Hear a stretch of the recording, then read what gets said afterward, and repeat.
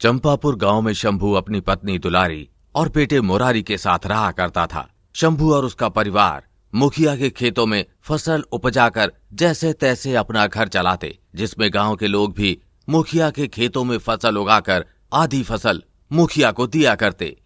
लेकिन गांव का मुखिया बहुत लालची था, जो गांव के लोगों को उनकी मेहनत तक की फसल नहीं दे रहा था।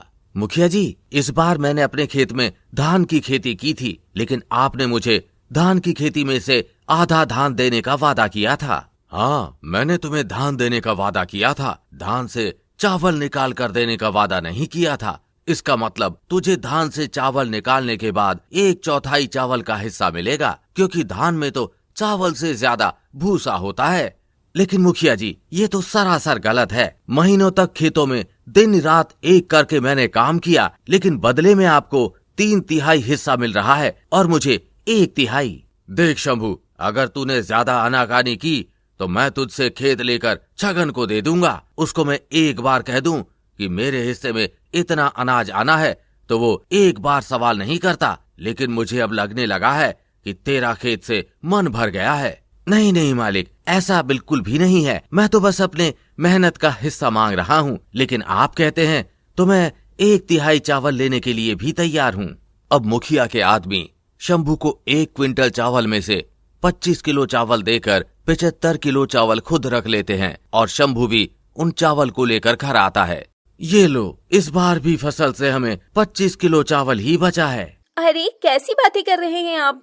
पूरे गांव में इस बार धान की खेती सबसे अच्छी हमारी हुई है।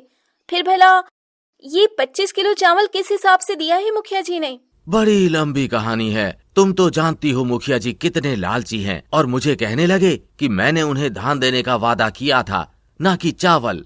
हे प्रभु, ये मुखिया कब तक हम गरीबों पर इस तरह अत्याचार करता रहेगा?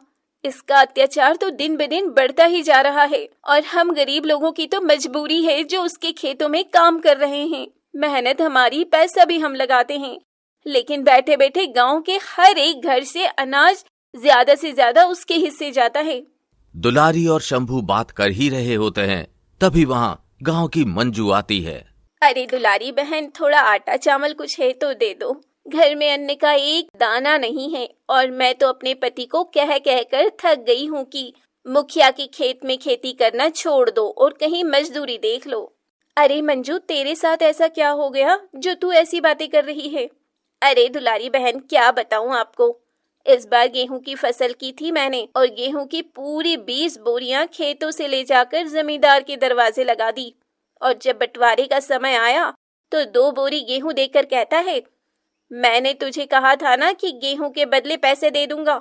लेकिन मेरा मर्द जिद करने लगा तो 2 बोरी गेहूं की देकर हिसाब किताब बराबर कर दिया। महीनों की मेहनत बेकार गई। वो गेहूं कितने दिन ही चलता, 3 महीने भी मुश्किल से नहीं चला होगा, और हमने साल भर की मेहनत लगा दी। अरे उस कमीने को तो कोड़े पड़ेंगे, जब मरेगा तो कोई पूछने वाला नहीं होगा। गरीबों के हक का खाता है, कोई तो इसे सबक सिखाएगा ही। बिल्कुल ठीक कह रही हो दुलारी बहन, इसके साथ तो ऐसा ही होना चाहिए। फिलहाल तो मुझे आटा चावल कुछ भी दे दो, घर में खाने को कुछ नहीं है।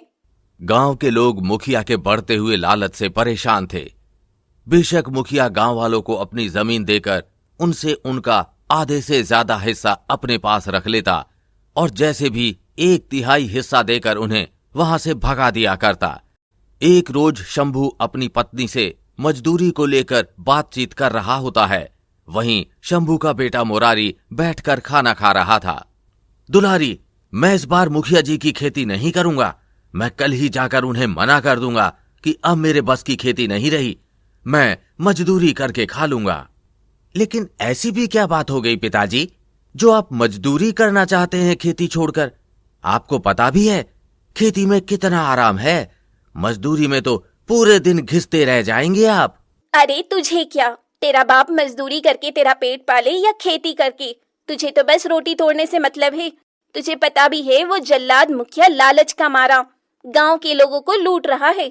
दुलारी अपने बेटे मुरारी को मुखिया की सारी बातें सुनाती है कि किस तरह से वो लालच का अंधा गांव के लोगों को लूट रहा है, उनकी मेहनत का हक मार रहा है। अब मुरारी अपनी माँ से कहता है, अगर ऐसा है माँ, तो खेती पिताजी नहीं, इस बार खेती मैं करूंगा और उस लालची मुखिया को अच्छा सबक सिखाऊंगा, देख लेना आप। इतना कहकर मुरारी देर शाम मुखिया के पास पहुंचता है। अरे क्या बात है शंभू का बेटा, तू क्यों आया है? मैंने तो यहाँ तेरे बाप को बुलाया था। पिताजी की तबीयत खराब है, इसलिए मुझे आना पड़ा, और अब से खेती का जिम्मा मैं संभाल लूंगा, आप चिंता मत कीजिए।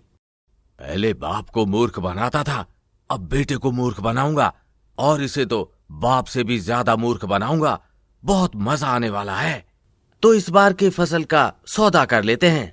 इस बार जो भी फसल तुम बोलोगे, उस फसल के ऊपर का हिस्सा मेरा और नीचे का हिस्सा तुम्हारा। बोलो मंजूर है? तभी मैं तुम्हें खेती करने के लिए खेत दे सकता हूं, वरना पिछली बार तो तुम्हारे पिताजी ने मेरा बहुत नुकसान करवा दिया था। मुखिया की बात सुनकर मुरारी थोड़ी देर सोच में पड़ जाता है। उसके बाद मुरारी झटपट जवाब देते हुए मुखिया से कहता है, ठीक है मुखिया जी, तो मिलते हैं 2 महीने बाद। मुरारी अब मुखिया के खेतों में बीज बो देता है और कुछ महीनों बाद फसल भी खेतों में लहलहा रही होती है। तभी जब फसल के बंटवारे का समय आता है तो मुखिया खेत पहुंचता है और वो फसल देखकर अचंभित रह जाता है। क्या बात है मुखिया जी, आप बड़ी सोच में डूबे हुए हैं। जैसा कि सौदा हुआ था उस हिसाब से इस फसल के ऊपर का हिस्सा आपका है और नीचे का हिस्सा मेरा है। इस बार मैंने मूंगफली की फसल लगाई है।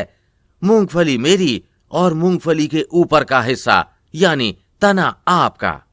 शंभू के बेटे, तूने मुझे इस बार तो मूर्ख बना लिया, लेकिन अगली बार मूर्ख बना नहीं पाएगा। भला इसमें मुझे क्या मुनाफा हुआ? देखिए मुखिया जी, अभी आप अपनी बातों से मुकर रहे हैं। भलाई इसी में है, जो आपने कहा है वो आप अपना लें। मुखिया को बहुत गुस्सा आता है। वो पछताता है लेकिन कुछ कर नहीं पाता।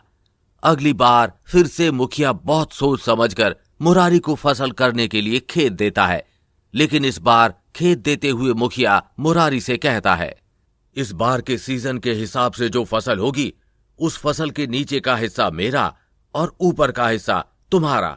बोलो मंजूर है? जी बिल्कुल मंजूर है मुखिया जी। इसी तरह समय बीतता है और फसल जब पक चुकी होती है तब मुखिया मुरारी के खेत की फसल देखने पहुंचता है, तो वो इस बार मुरारी की फसल को देखकर अपना सर पीट लेता है और अपने लालच को कोसते हुए मुरारी से कहता है, मान गया तुझे, तू असली किसान है, और किसान ही नहीं बल्कि बुद्धिमान किसान है। शंभू बेशक आज तक मुझसे मूर्ख बनता रहा है, लेकिन आज तूने साबित कर दिया कि एक किसान का बेटा असली किसान होता है। अरे मुखिया जी, क्या हो गया? आप ऐसी बातें क्यों कर रहे हैं? आप अपनी फसल नहीं लेंगे, ये गेहूं का ऊपर का हिस्सा मेरा और नीचे का हिस्सा आपका। इससे गाय भैंस के लिए भूसा तो हो ही जाएगा। ये सब मेरे लालच का नतीजा है जो आज मेरे सामने है। पिछले 2 बार से तूने जो मुझे सबक सिखाया है, उससे मैं समझ चुका हूं कि लालच का नतीजा क्या होता है। और तो और मैं उन बेचारे किसानों का भी हक मार रहा था जो दिन रात मेहनत करके बड़ी मुश्किल से 2 वक्त की रोटी के लिए मेरे खेतों में काम करते हैं। अच्छा है मुखिया जी, देर से ही सही, लेकिन आपको समझ तो आया कि आप जो कर रहे थे वो गांव के असहाय गरीब लोगों के लिए कितना दुखदाई था। कई महीनों तक फसलों की सिंचाई कर, दिन रात मेहनत कर वो आपको 3/3 अनाज दे रहे थे और आप उन्हें उनकी ही मेहनत के बदले 1/3 अनाज दे रहे थे। मैं समझ चुका हूं, अब से मैं गांव के किसी भी गरीब किसान के हक का नहीं खाऊंगा। पूरी ईमानदारी से उन्हें उनके हक देकर अपने हक का हिस्सा मांगूंगा। देर से ही सही, लेकिन शंभू के बेटे मुरारी ने मुखिया को सबक सिखा ही दिया था कि आखिर एक किसान के मेहनत का हक मारने का नतीजा क्या होता है।